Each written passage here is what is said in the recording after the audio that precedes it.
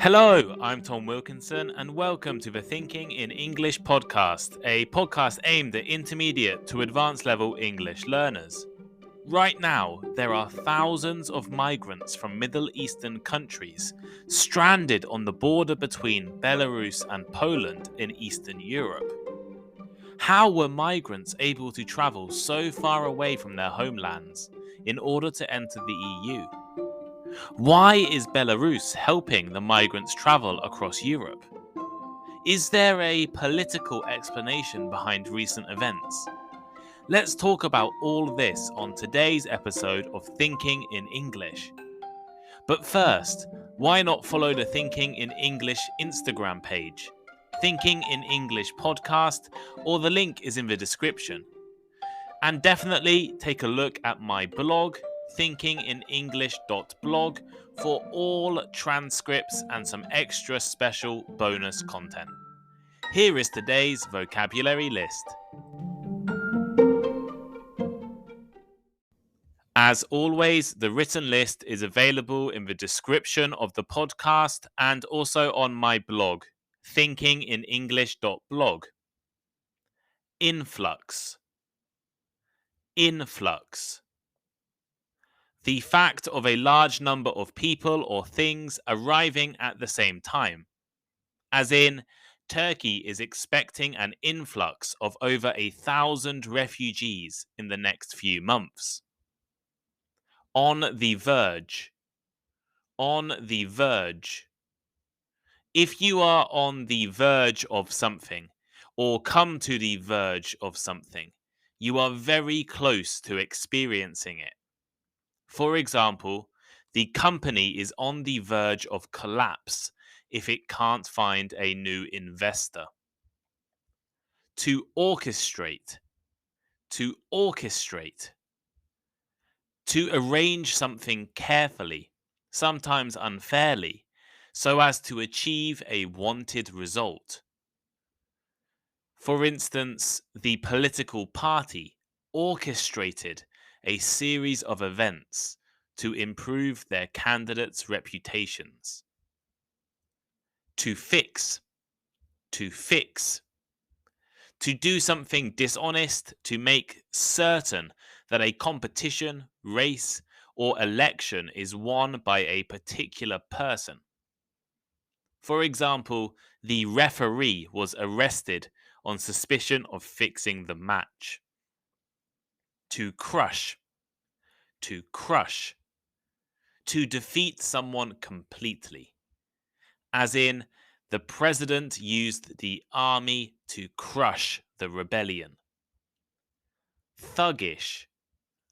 Thuggish. Acting in a violent way or looking violent. For example, thuggish behavior is not tolerated in this area. Dissident. Dissident. A dissident is a person who publicly disagrees with and criticizes their government. As in, that cafe is famous for hosting many political dissidents from around the world. Stranded. Stranded. Unable to leave somewhere because of a problem such as not having any transport or money. For example, I lost my wallet and was stranded in the middle of a strange city.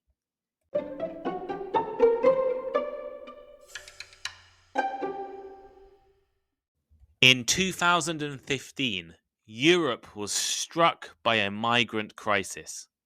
Hundreds of thousands of people from mainly the Middle East, North Africa, and parts of Central Asia were fleeing conflict and economic hardship in their home countries and searching for hope in parts of Western Europe. This influx of migrants caused a political crisis within Europe and between the countries with different ideas on how to deal with new people.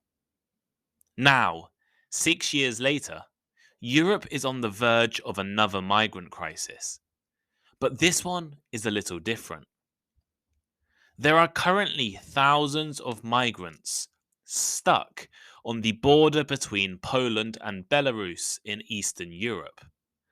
Since the summer, the number of migrants crossing into the European Union from the east has been steadily increasing. The top 5 countries of origin for these migrants are Iraq, Syria, Afghanistan, Turkey, and Iran.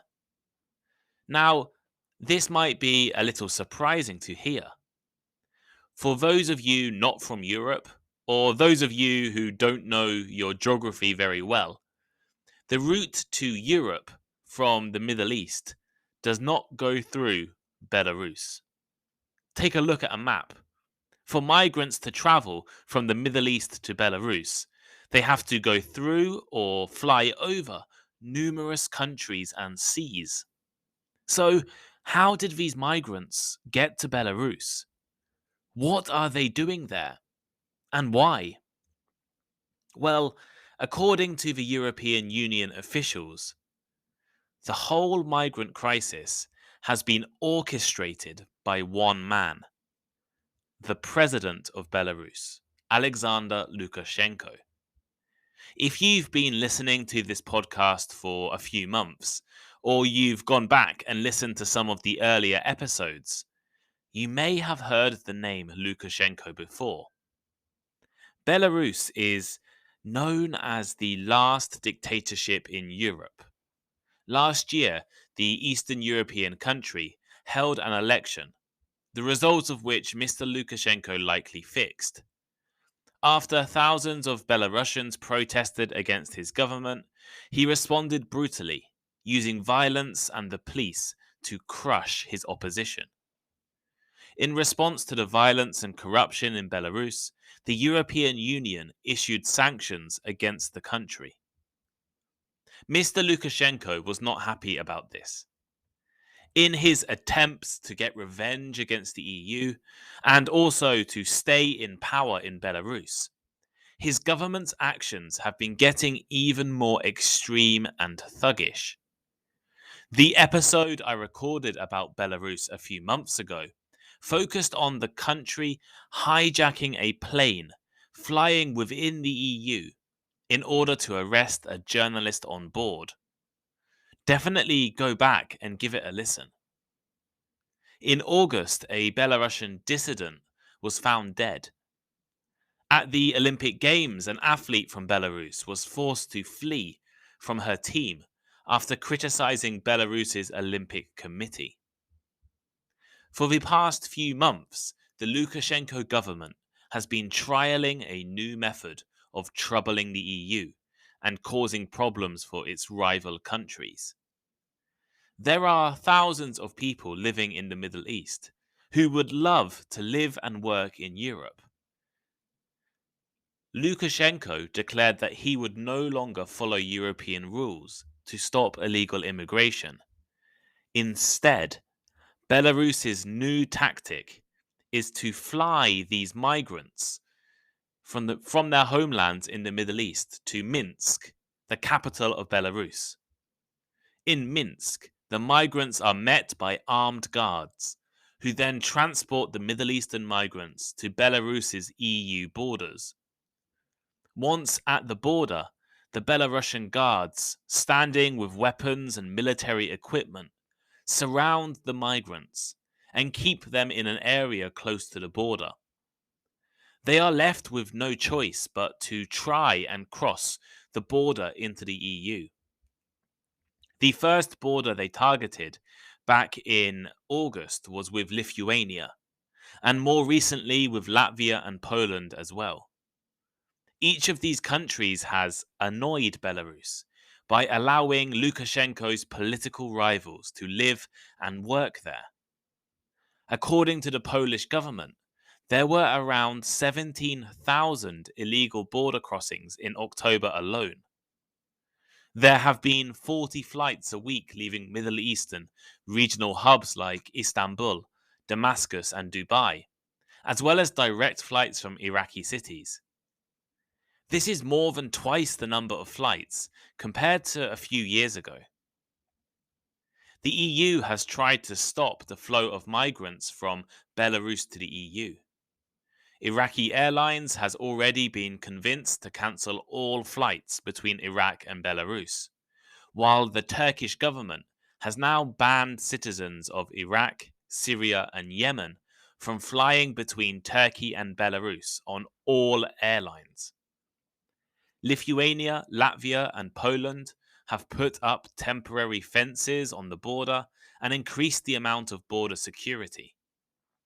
Poland, in particular, has been accused of returning people crossing the border back to Belarus, which may actually be illegal under international law. The consequence is that there are now thousands of migrants stranded at the borders between Belarus and the EU.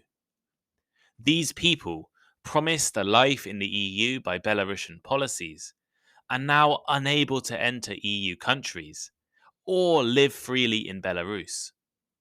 They have been forced to set up tents and campsites and are at risk of death due to the cold winter temperatures. Is Russia involved? While it is unlikely Russia is directly involved in importing immigrants, Russia is without a doubt Belarus's biggest ally and supporter. They have helped Lukashenko's government with loans and political support for years. The Russian Foreign Minister Sergei Lavrov has said that the migrants are a result of Western wars in Iraq and Afghanistan, as well as Western-supported uprisings in the Middle East and North Africa. They believe it is not the responsibility of Lukashenko, and, in fact, the EU should be giving Belarus more support and more money to stop these problems. What is going to happen next? Remember, the reason Belarus is trying to cause a crisis is in retaliation to EU sanctions. Lukashenko probably hoped that the EU would negotiate and reduce some of those sanctions in return for Belarus stopping migrant flights.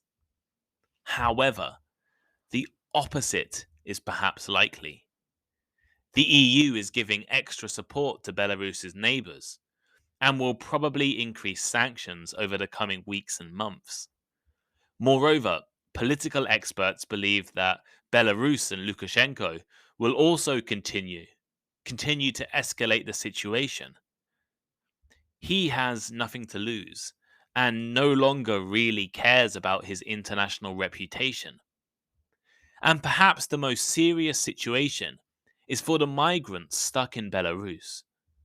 Between 5,000 and 20,000 migrants and refugees have now run out of money and are growing desperate as the winter approaches. What happens to these people? So here is today's final thought.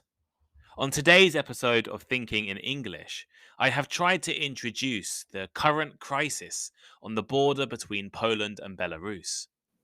Unlike previous influxes of migrants from the Middle East and North Africa, this time Belarus and the country's president Alexander Lukashenko is orchestrating events from Minsk.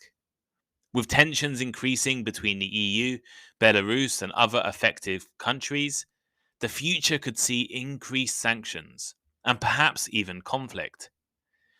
And we can't forget the thousands of people now stranded in freezing cold Eastern Europe, with no money, no housing, and nowhere to go. What do you think?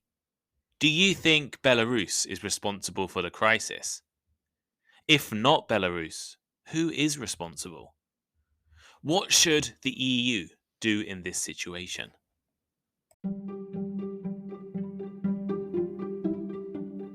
Thank you for listening to today's episode. If you enjoyed it, please leave a review or rating, recommend it to your friends, or let me know on Instagram. My Instagram is thinkinginenglishpod. The link should be in the description. And make sure you check out the Thinking in English blog. I love hearing from listeners, and I really appreciate all of the messages I have received over the past few months. feel free to send me a message or, I don't know, give me some advice or recommend a topic. Have a great day, and I'll see you next time.